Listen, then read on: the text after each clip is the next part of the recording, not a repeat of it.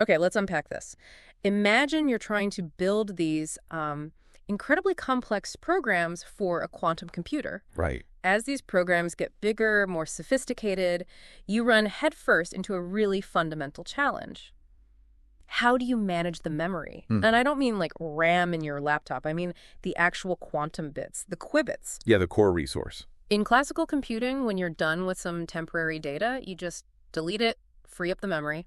Simple, right? Seems simple, yeah. But in quantum computing, well, you often can't just discard those intermediate results. They're tangled up, in the delicate quantum state you're working with. Exactly. You have to actively uncompute them. Uncompute, using the reverse operation. That's right. And that's one of the core ways quantum computing fundamentally breaks from classical intuition. This inherent reversibility means those temporary variables storing intermediate results can't simply be overridden or ignored. So you need this careful process. You need this careful process of uncomputation to return the qubits they used back to a known, clean state. The paper we're diving into highlights that, especially for variables used in calculations, this uncomputation is necessary to free up those qubits so they can be used for something else. Okay, and here's the catch, right? That uncomputation process isn't free. Definitely not free. It adds more operations to your circuit, makes it longer, and if you don't have a smart, efficient way to reuse the qubits you've just freed up, Then you're in trouble. the number of qubits you need for a program can just explode. It can quickly skyrocket beyond what even the largest near-term quantum hardware can provide. Running your program completely infeasible. It's a massive bottleneck for executing anything large or complex. Yeah. Exactly.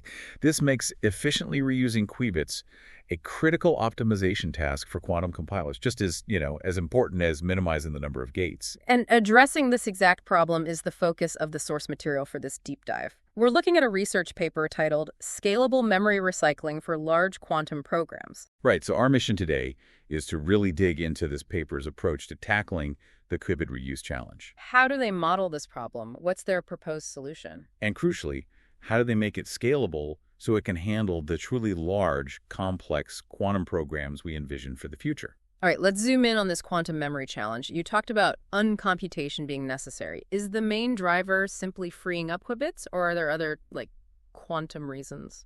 Well, while uncomputation is part of maintaining coherence or allowing later reversal in some algorithms, the paper's focus is squarely on its role in freeing up qubits for reuse. Ah, okay. Reuse is the key here. Reuse is the key. Without uncomputing temporary results, those qubits remain tied up, essentially acting as garbage memory you can't get rid of. The primary consequence they highlight is needing a fresh set of qubits every time, leading to that dramatic increase in the total qubit count needed. So the problem is needing to free up qubits you're done with, but doing so requires work, that uncomputation, and the real win is then being able to use those newly free qubits again. Okay, the challenge is clear. Now, how does this paper propose to think about a quantum program to solve this? They talk about moving to a higher level of abstraction, using something called a control flow graph. Yeah, this is a key step. As programs grow, you just can't manage them effectively thinking about individual gates on physical qubits. It's too low level. You need functions, variables. Exactly. You need higher level concepts like variables, functions, and control structures, like loops or conditionals. The control flow graph, or CFG, is their chosen intermediate representation, a way to map this high-level quantum code. So it's not a circuit diagram showing qubits and gates, but something more abstract, like a flowchart for the quantum logic. Precisely. Think of it as a map of the operations in your program and how data flows between them. It's a directed acyclic graph, a DAG, where nodes represent operations. Operations like what? What kind? Like calling a function, performing an arithmetic step on quantum data, or even just marking the point where a quantum variable is created or no longer needed. The edges show how the high-level quantum variables are used or passed between these operations. It deliberately abstracts away the low-level qubit assignments at this stage. Okay. And what kind of operations or nodes in this graph are important for our memory problem? Right, so the paper identifies nodes that impact qubit usage. You have allocation nodes. These represent operations that require drawing new qubits from the pool. Like creating a new quantum variable. Exactly. Then there are deallocation nodes, representing operations that release qubits back to the pool. This is where that uncomputation process effectively happens, making qubits available for reuse. And the others. And neutral nodes don't allocate or deallocate these program-level qubits. They also mention auxiliary qubits. What are those? Yes, this is an important distinction. Auxiliary qubits are temporary qubits used within the implementation of a single operation node. Okay, so internal scratch space.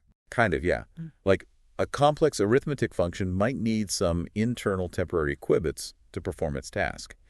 These are allocated and deallocated inside that operation. While the compiler needs to handle these too, the paper notes that managing reuse for the program-level variables is usually the more critical challenge for very large circuits. So the core insight here is that by treating the program not as a flat circuit, but as this abstract data flow graph, they unlock the ability to analyze dependencies, which is crucial for memory management specifically when qubits are needed and when they are truly free. Absolutely. The graph provides that essential structure. It tells you what has to happen before what else. Okay, so once you have this map of operations and dependencies, how do you use it to find those critical reuse opportunities? The paper describes a key analysis step involving something called topological sorting. Right. The goal of this step is to determine a sequence or schedule for executing the operations in the graph that maximizes the chances for qubit reuse. How does it do that? The core idea is quite intuitive, actually. You want to perform the operations that release qubits before you need to perform operations that require new qubits. Get rid of the old before you need the new. Makes sense. And topological sorting is a standard way to find a linear ordering of a graph's nodes while respecting dependencies, right? It is, but their specific approach isn't just any topological sort.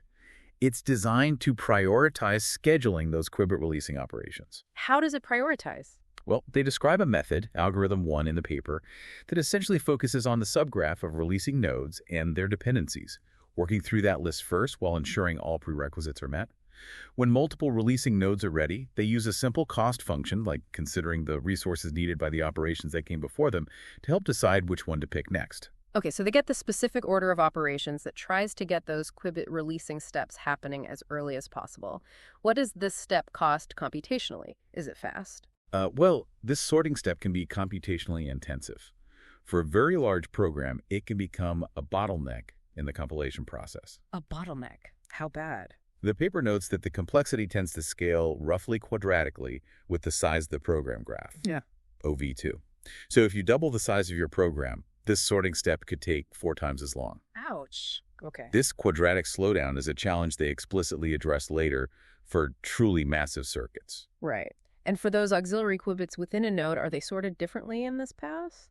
The paper suggests that while you can configure the sorting to prioritize nodes with auxiliary qubits if desired, the primary focus of this specific strategy is on the program-level qubit variables. Missing reuse for auxiliaries is generally less impactful, they argue, in the context of the very large circuits this paper aims to handle. So the key insight from this sorting step is finding a clever order of operations that sets the stage for reusing qubits by trying to free them up early. Exactly. It creates the opportunity for reuse, doesn't guarantee it yet, but makes it possible. And creating the opportunity isn't enough, you have to seize it. That's where the reuse analysis pass comes in, right? This is where they translate that sorted order into actual qubit assignments. Right, exactly. This step, using their algorithm 2, walks through the operations in that optimized order. It's like simulating the program execution, keeping track of a pool of qubits that have been freed up and are available for recycling. Okay. When an operation needs qubits, either new program variables or those auxiliary ones internally, the compiler has to make a decision. Should I reuse a qubit from the available pool, or do I need to allocate a brand new physical qubit on the hardware? And this decision isn't always the same. It depends on what the user wants to optimize for. Exactly. This is where the core trade-off lives, between the total number of qubits required, what they call circuit width, and the program's execution time, or circuit depth. The classic space-time trade-off, but for quantum. Pretty much. The paper outlines different heuristic strategies the compiler can use to make this decision, allowing the user to prioritize different outcomes. Tell us about those strategies. What are the options? Okay, the simplest is called greedy reuse. This strategy is focused purely on minimizing the total number of qubits used the circuit with. Just grab any available qubit? Basically, yes. It Okay. looks at the pool of available qubits and reuses one whenever it can. It's the most straightforward approach and aims to squeeze the program into the smallest number of qubits possible, deciding this is computationally inexpensive too. Okay, minimize qubits at all costs. What's the next one? Then there's dependency-preserving reuse. This strategy is more cautious about execution time. about the depth. How so? It only allows reuse between two operations if there's a direct or indirect dependency between them in the original program structure. The goal here is to avoid increasing the circuit's depth by, serializing operations that could have potentially run in parallel. So it won't force things to run one after another just to save a qubit if they didn't have to before. That's the idea. By sticking to dependencies, you generally don't add extra steps to the program's timeline just for the sake of reusing a qubit. The potential cost, though, Is you might need more qubits. exactly. You might miss some reuse opportunities that greedier use would have caught, potentially needing more qubits overall. Right. And the most complex one, the third strategy. That's depth-preserving reuse. This strategy aims to get the best of both worlds, but it's harder. It will consider reusing qubits even between operations that could run in parallel. Oh, interesting. But it only does so if that reuse decision doesn't actually increase the total runtime or depth of the circuit. How can it tell? That sounds tricky. It requires a much more sophisticated analysis. Algorithm 3 in the paper goes into this. It essentially involves tracking the accumulated depth for each qubit as the operations are being scheduled, and checking if linking a newly needed qubit to an available one would force a previously parallel operation to become sequential. It looks at the gate-level details inside operations. Oh, okay. So that one's computationally more expensive to figure out. Definitely more expensive. The paper includes great examples illustrating this core trade-off using figures 1 and 2. They show how scheduling operations in parallel might use more qubits, more width, but finish faster, less depth. While scheduling deallocation early to enable reuse can reduce the qubit count less width, but potentially add sequential steps, increasing depth. It makes it very clear why these different strategies exist. Exactly. The choice depends entirely on what constraints you're facing. Are you limited by the number of qubits available? Or are you limited by how long you can maintain coherence for the computation? Width versus depth. Okay, so we have the model, the CFG, we have the ordering step, the topological sort, and we have these implementation strategies for reuse, but we hit that snag earlier. The topological sorting step can be quite slow for very large circuits, that ON2 problem. Yeah, the scalability bottleneck. How do they tackle this bottleneck and make their approach truly scalable? This is where they really focus on mitigating that quadratic slowdown. One major insight leverages the kind of structure you often find in high-level quantum programs. What kind of structure? Like loops or function calls? Hierarchical structure, exactly. Right. Especially repeated sections of code like functions or loops. Think of a function that uses some temporary qubits inside its implementation and then, crucially, uncomputes them before it finishes. Okay. If you call that function multiple times, each call is sort of a self-contained unit regarding those temporary qubits. Like the example function FOO they use in the paper. Yes, exactly like FOO. The paper shows that if you just flatten the whole program out, you get one giant graph. And sorting that is slow, quadratic in the total number of operations. Right. But if you recognize that each call to FOO is a unit that allocates and deallocates its own auxiliary qubits, you can treat each call as a single, larger operation node in the main graph. Ah, so you don't look inside every single FOO call when sorting the main program flow? Precisely. The sorting problem for these repeated blocks then becomes quadratic in the size of the function body. The inside of FOO, which is much smaller than the size of the entire program flattened out. This can dramatically reduce the compilation time, especially for programs with lots of repeated calls to complex functions. That's a great insight. Preserving that high-level structure during compilation offers a significant speed-up. Don't flatten everything prematurely. It absolutely does. It's a powerful way to shrink the effective size of the graph that needs that potentially slow sorting step. It highlights the benefit of keeping that high-level info. What if the program doesn't have that kind of clean hierarchical structure? What if it's just messy? Yeah, good question. They also discuss a more general approach, graph partitioning. Cutting the graph into pieces. Essentially, yes. The idea here is to divide the large controlled flow graph into smaller subgraphs or partitions. Yeah. You can then sort each of these smaller partitions independently, which is faster because they're smaller, and then sort a much smaller graph representing the dependencies between these partitions. How does that help with the compilation speed overall? The principle is that sorting many small graphs is much faster than sorting one giant graph because of that quadratic scaling. If you can break down the problem cleverly, the total complexity can be reduced from that ON2 scaling closer to something like ON43 for the optimal number of partitions. N to the 4/3. Okay, still not linear, but much better than n squared. Much better. This makes compiling much larger programs feasible, even if they lack that clean function structure. But you mentioned there's a potential downside here, right? Just chopping it up randomly can't be good. No, exactly. Simply chopping up the graph arbitrarily, as they show in Figure 8, can break connections or dependencies that would have allowed for effective qubit reuse if you considered the whole graph together. So you might lose optimization opportunities. You might. For example, dividing operations A and B into one partition and operation C into another might prevent A or B from reusing qubits released by C, even if that reuse was perfectly valid and beneficial in the original program structure.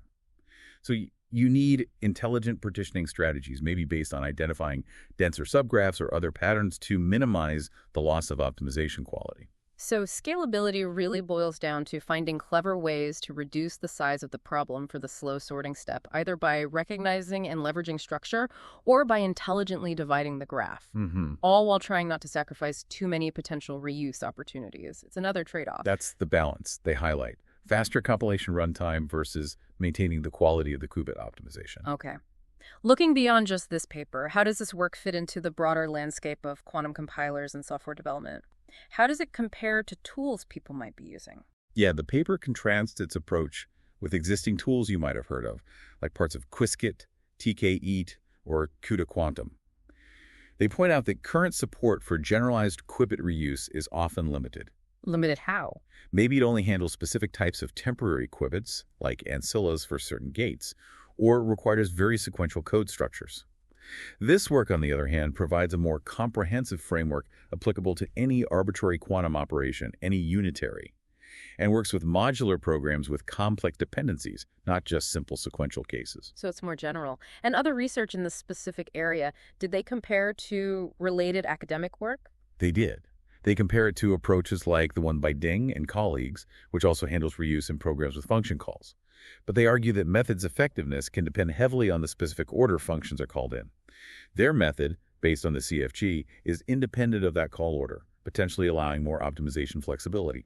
They also contrast it with Seidel's work, which uses topological sorting, but, according to this paper, offers a more limited set of reuse strategies and potentially less scalability for the largest circuits compared to their combined approach with hierarchy and partitioning. Gotcha. So what are the big challenges and future directions for this kind of work? Because, real hardware isn't ideal, right? It's not just about abstract qubits. That's the next level of complexity, absolutely. The width versus depth trade-off we talked about gets much, much harder when you factor in real-world hardware constraints. Like connectivity. Like partial connectivity between qubits. If reusing a qubit means it needs to interact with another qubit far across the chip, the compiler might have to insert many expensive swap gates to move them close together. And swaps add depth and errors. Exactly. That could add significant depth and runtime, potentially nullifying the benefit of the reuse entirely.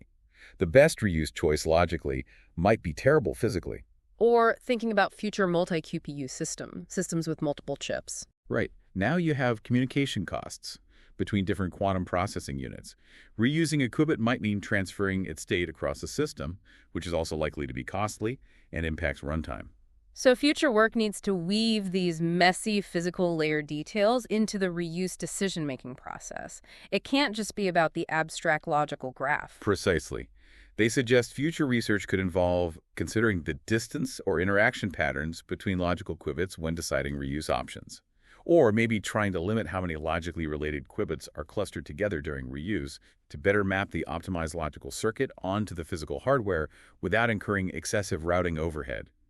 The compiler needs to become much more hardware aware. Makes sense. And you mentioned this work has already made its way into a platform. Yes, the paper mentions it's been integrated into the Classiq platform, which is focused on higher-level quantum software development. Okay, so wrapping this up, we've taken a deep dive into a paper tackling a really fundamental challenge for building large-scale quantum software, the efficient management of quantum memory. Yeah, and specifically, the crucial task of reusing qubits after uncomputation. By modeling quantum programs using these control flow graphs, devising a clever topological sorting method to prioritize qubit release. Setting up the opportunities. And offering a range of heuristic strategies to balance that trade-off between qubit count, width, and execution time depth. They've developed a powerful compilation method. And critically, they've shown how leveraging the structural hierarchy in programs or using intelligent graph partitioning can overcome the compilation speed bottlenecks, making their approach scalable for the large circuits we're starting to think about. It really underscores how much the software side, the compilers, the programming frameworks, needs to innovate and evolve to keep pace with the increasing capabilities of quantum hardware. It's not just about building more qubits. Right, you need the smarts to use them effectively. Which leaves us with a thought to ponder. As quantum computers continue their journey towards larger scale, how much of the gap between the ambitious algorithms we can imagine and the very real, messy limitations of physical quantum hardware? How much of that gap can truly be closed by incredibly sophisticated software design and compilation techniques like the ones we discussed today? Or perhaps the flip side. How much will future quantum hardware designs need to adapt to make software challenges like efficient qubit reuse inherently simpler from the start? Will hardware meet software halfway? Interesting question, something to think about.